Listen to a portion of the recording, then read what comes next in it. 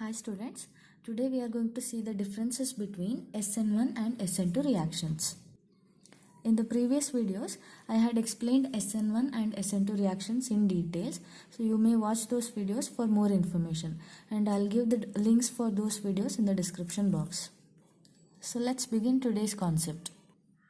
In the first column we have SN1 reactions, in the second column we have SN2 reactions. Before telling the first difference, I would like to give you examples for both the reactions. Reaction between tertiary butyl bromide and hydroxide ion to produce tertiary butyl alcohol and bromide ion is an example for SN1 reaction.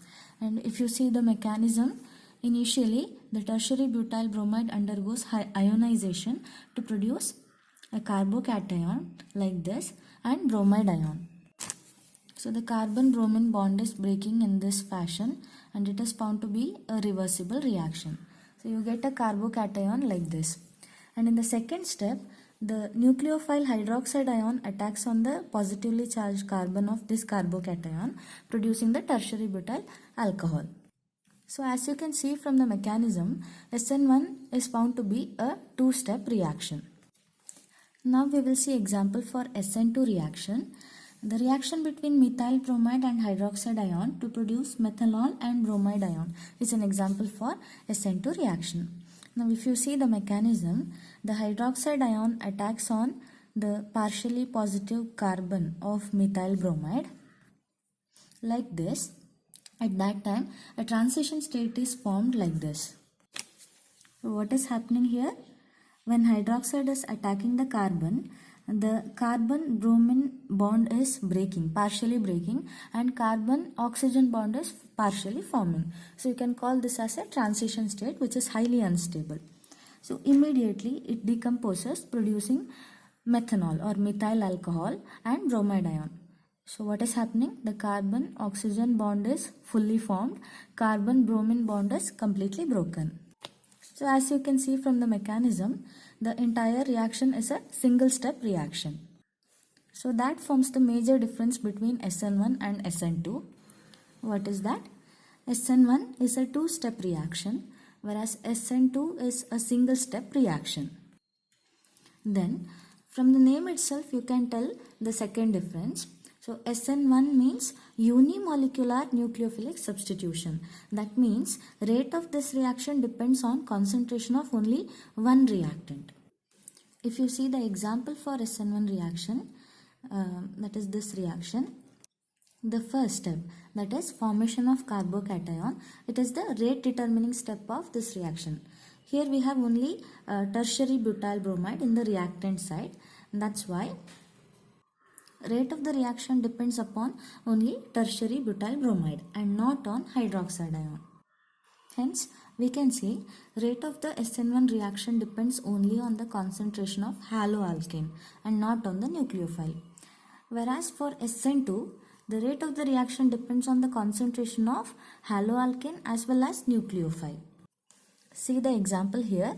SN2 has only one step in which both the reactants are involved, both nucleophile and haloalkane. That's why rate of SN2 reaction depends on concentration of nucleophile as well as haloalkane. Third difference is SN1 reactions follow first order kinetics and SN2 reactions follow second order kinetics. And the reasons are same. Let's see the fourth difference. The order of reactivity in case of SN1 reactions is as follows. That is, tertiary alkyl halides show maximum reactivity, then secondary alkyl halides, after that primary, and methyl halides show least reactivity towards SN1 reactions. And if you take the SN2 reactions, the order of reactivity is like this. Methyl halides show maximum reactivity, after that primary, then secondary, then tertiary. Tertiary alkyl halides show least reactivity towards SN2 reaction. And what is the reason for that? In this case, that is in the case of SN1 reactions, tertiary alkyl halides produce the most stable carbocations. As you all know, In SN1 reactions, the rate determining step is nothing but formation of carbocation. So since tertiary alkyl halides produce more stable carbocations, they show maximum reactivity towards SN1. Now in the case of SN2, a transition state is formed like this, and if the bulkiness of this carbon atom is less, then only it will be stable. So methyl halides show least bulkiness or least steric hindrance. That's why methyl halides show maximum reactivity towards SN1 reaction. And tertiary alkyl halides show maximum bulkiness. That's why they show least reactivity towards SN2 reactions. I hope that is clear to you. Here is the fifth difference. SN1 reaction is favored by polar solvents because polar solvents favor formation of carbocations, and SN2 reaction is favored by non-polar solvents. The final difference, racemic mixture is obtained as the product in SN1 reactions, and in SN2 reactions the product has inversion of configuration. We will see the reason as well. See, this kind of carbocation is obtained in SN1 reaction.